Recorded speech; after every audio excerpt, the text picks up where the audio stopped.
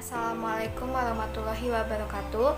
Perkenalkan, saya Raja Isa Kencana Dewi dengan NIM 2105020001. Perkenalkan, nama saya Halisa Putri dengan NIM 2105020002. Assalamualaikum warahmatullahi wabarakatuh. Halo semuanya, perkenalkan nama saya Amanda Lovita dengan NIM 2105020006. Presiden Soekarno 1945 sampai 1965. Beberapa contoh kebijakan-kebijakan yang diambil oleh pemerintah pada masa itu antara lain devaluasi yang diumumkan pada 25 Agustus 1959, yakni menurunkan nilai uang kertas pecahan Rp500 menjadi Rp50, uang kertas pecahan Rp1000 menjadi Rp100, dan semua simpanan di bank yang melebihi Rp25.000 dibekukan. Pembentukan Deklarasi Ekonomi atau DEKON untuk mencapai tahap ekonomi sosialis Indonesia dengan cara terpimpin. Dalam pelaksanaannya justru mengakibatkan stagnasi bagi perekonomian Indonesia. Bahkan pada 1961 hingga 62, harga barang-barang naik 400%. Selain itu, ada pun kebijakan yang dianggap penyelewengan seperti pembentukan nasionalis agama dan komunis atau Nasakom, TAP MPRS nomor 3 MPRS 1963 tentang pengangkatan Soekarno sebagai presiden seumur hidup, pembubaran DPR hasil pemilu oleh presiden, pengangkatan ketua DPR gotong royong atau MPRS menjadi menteri negara oleh presiden, GBHN yang bersumber pada pidato Presiden tanggal 17 Agustus 1959 yang berjudul Penemuan Kembali Revolusi Kita ditetapkan oleh DPA bukan MPRS. Demokrasi terpimpin dimulai sejak Presiden Soekarno mengeluarkan dekret pada 5 Juli 1959. Setelah itu terjadi pembubaran DPR dan MPR hasil pemilu 1955 yang digantikan dengan MPR sementara dan DPR gotong royong yang anggotanya diangkat oleh Presiden Soekarno. Selain itu, Presiden Soekarno juga menyederhanakan jumlah partai politik melalui Perpres nomor 7/1959 yang membatalkan maklumat pemerintah tentang pembentukan parpol pada 3 November 1945. Partai politik yang banyak jumlahnya di Indonesia pun dikurangi dengan hanya memilih partai yang dianggap memenuhi syarat. Pada akhirnya hanya ada 10 parpol yang terpilih, yaitu PNI, PKI, NU, Partai Katolik, Partindo, Parkindo, Partai Murba, PSII, Aruji, IPKI, dan Partai Islam Parti. Soekarno juga menjadi pemimpin kekuasaan satu-satunya yang membawahi langsung legislatif, eksekutif, dan yudikatif. Sayangnya, kebijakan ini tidak menciptakan demokrasi seperti yang diharapkan demokrasi terpimpin. Oleh beberapa pihak, Soekarno dianggap sebagai pemimpin diktator yang tidak terkontrol, sehingga cenderung disalahgunakan kekuasaannya dan timbul berbagai pelanggaran. Presiden Soeharto 1965 sampai 1998. Pada masa kepemimpinan Presiden kedua Republik Indonesia yaitu Presiden Soeharto yang dikenal juga sebagai Bapak Pembangunan, pada masa ini dikenal dengan sebutan Orde Baru atau Orba yang menerapkan sistem demokrasi Pancasila. Kebijakan perekonomian pada masa Orde Baru sebenarnya telah dirumuskan pada sidang MPRS tahun 1966. Pada sidang tersebut telah dikeluarkan TAP MPRS nomor 23 MPRS 1966 tentang pembaruan kebijakan landasan ekonomi, keuangan, dan pembangunan. Tujuan dikeluarkan ketetapan tersebut adalah untuk mengatasi krisis dan kemerosotan ekonomi yang melanda negara Indonesia sejak tahun 1955. Berdasarkan ketetapan tersebut, Presiden Soeharto mempersiapkan perekonomian Indonesia sebagai berikut. Yang pertama, mengeluarkan Peraturan 3 Oktober 1966 tentang pokok-pokok regulasi. Yang kedua, mengeluarkan Peraturan 10 Februari 1967 tentang harga dan tarif. Yang ketiga, Peraturan 28 Juli 1967 tentang Pajak Usaha serta Ekspor Indonesia. Yang keempat, UU Nomor 1 Tahun 1967 tentang Penanaman Modal Asing. Yang kelima, UU Nomor 13 Tahun 1967 tentang Rencana Anggaran Pendapatan dan Belanja Negara atau RAAPBN. Presiden B.J. Habibie 1998 hingga 1999. Setelah menggantikan Soeharto, kebijakan yang dibuat oleh B.J. Habibie kebanyakan terfokus kepada politik di Indonesia.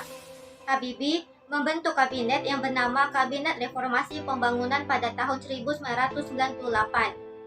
Beliau juga membuat kebijakan pembekuan bank, karena waktu itu banyak bank yang buka tapi tidak berfungsi karena kekurangan nasabah. Selain itu, ada segelintir bank yang kurang bisa dipercaya dan bisa merugikan nasabah. Maka dari itu pula lahirlah kebijakan tersebut. Kebijakan pemisahan ABRI juga dilaksanakan pada tahun 1999, memisahkan TNI dengan Polri, sesuai dengan tugasnya masing-masing, yakni TNI untuk bidang pertahanan dan Polri untuk bidang keamanan. Terus B.J. Habibie juga bikin pemilu pertama di tahun 1999.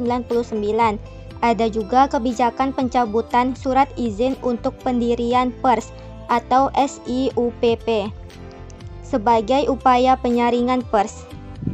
Kebijakan lainnya meliputi pembebasan tahanan politik dari masa pemerintahan Soeharto, pembentukan partai politik, dan pengusutan kasus KKN. Tapi sayangnya, dalam masa pemerintahan Habibie, Timur Timur melepaskan diri dari Indonesia pada tahun 1999. Mereka ditawari buat gabung sama Indonesia, tapi ternyata mereka lebih memilih untuk membentuk negaranya sendiri. Gara-gara ini, Presiden B.J. Habibie akhirnya dipecat oleh MPR. Presiden Gus Dur 1999 hingga 2001. Kebijakan yang pertama adalah pembubaran Departemen Penerangan yang komunikasinya adalah satu arah. Jadi dulu departemen ini semacam menteri. Kalau sekarang kita menyebutnya bertugas menyalurkan informasi ke rakyat. Beliau ingin pemerintah memberi informasi ke rakyat. Pemerintah juga seharusnya menerima informasi dari atau mengenai rakyatnya. Juga menegaskan bahwa harus ada penghematan anggaran karena saat itu rupiah lagi dalam kesulitan. Kemudian ada penggantian nama Irian Jaya menjadi Papua sebagai bentuk upaya mengurangi upaya Papua untuk memisahkan diri dari Indonesia. Ada pula kebijakan ramah Tionghoa. Apa itu? Awalnya, waktu masa pemerintahan Soeharto, orang-orang Tionghoa diminta untuk tidak memperlihatkan identitas mereka, entah melalui nama, budaya, atau agamanya. Waktu masa pemerintahan Gus Dur, kebijakan ini dihapuskan. Beliau disebut sebagai Bapak Pluralisme yang merangkul semua keberagaman yang dimiliki oleh bangsa Indonesia melalui kebijakan-kebijakan yang beliau buat. Beliau juga mengusulkan pembatalan TAP MPRS nomor 25 tahun 1966 tentang pembubaran Partai Komunis Indonesia.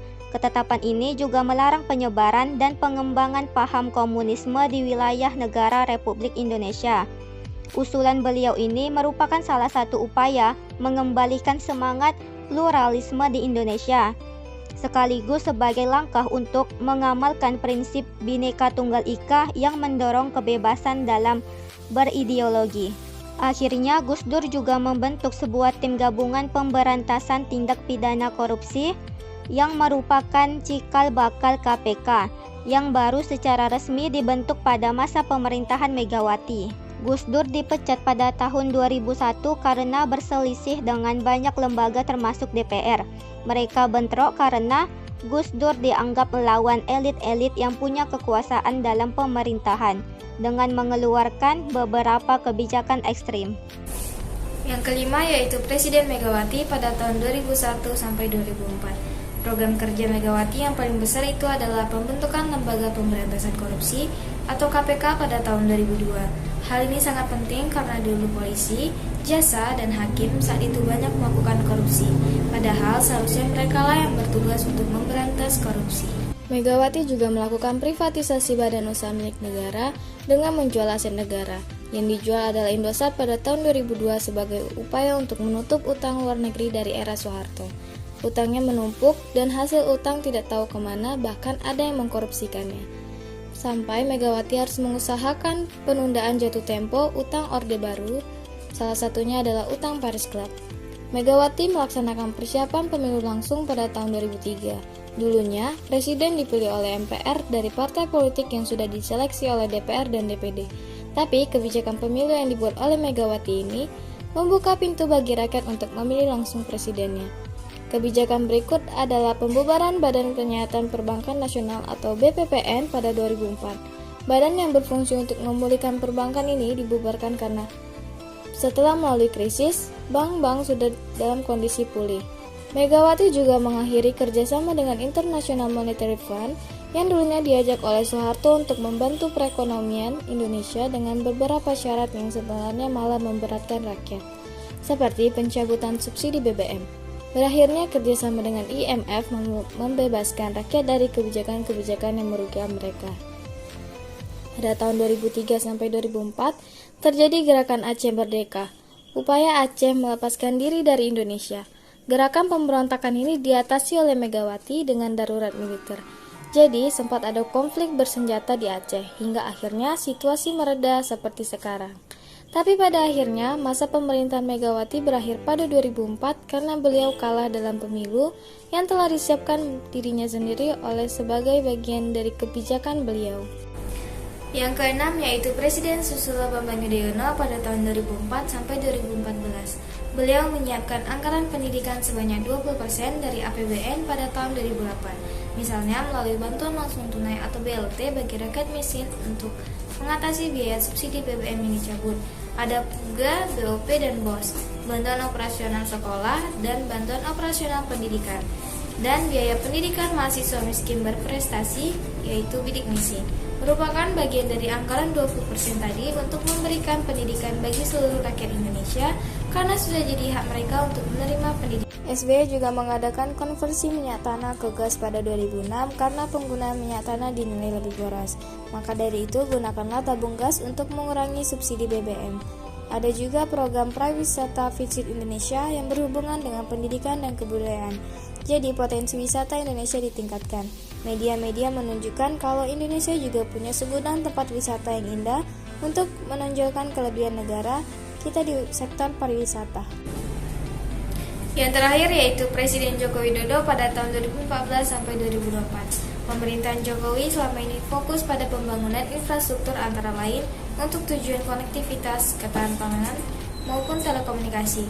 Selain itu, pemerintah juga banyak mengelontorkan insentif bagi dunia usaha seperti tax holiday dan tax allowance.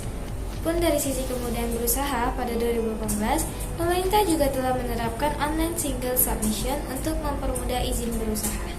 Presiden Joko Widodo memaparkan 5 hal yang akan menjadi fokus kerja di periode kedua pemerintahan pada 2019 sampai 2024 bersama Wakil Presiden Ma'ruf Amin. Yang pertama yaitu Presiden Jokowi akan menjadikan pembangunan sumber daya manusia sebagai prioritas utama. Dalam hal ini, Presiden Jokowi hendak membangun SDM yang bekerja keras, dinamis, terampil, menguasai ilmu pengetahuan dan teknologi, serta akan mengundang talenta-talenta global untuk bekerja sama. Kedua, pemerintah akan terus melanjutkan pembangunan infrastruktur. Menurut Presiden, infrastruktur tersebut akan menghubungkan kawasan produksi dengan kawasan distribusi, mempermudah akses ke kawasan wisata, mendongkrak lapangan kerja baru, serta mengakselerasi nilai tambah perekonomian rakyat. Ketiga, Kepala Negara ingin agar segala bentuk kendala regulasi disederhanakan dan dipangkas. Dalam hal ini, Presiden mengatakan pemerintah mengajak DPR untuk menciptakan 2 undang-undang besar yaitu Undang-Undang Cipta Lapangan Kerja dan Undang-Undang Pemberdayaan UMKM. Keempat, Presiden Jokowi ingin penyederhanaan birokrasi terus dilakukan secara besar-besaran. Tak hanya itu, investasi untuk penciptaan lapangan kerja juga harus diprioritaskan di samping memangkas prosedur dan birokrasi yang panjang. Kelima adalah transformasi ekonomi. Menurut Presiden, Indonesia harus bertransformasi dari ketergantungan pada sumber daya alam dan sumber daya saing manufaktur dan jasa modern yang mempunyai nilai tambah tinggi bagi kemakmuran bangsa demi keadilan sosial bagi seluruh rakyat Indonesia.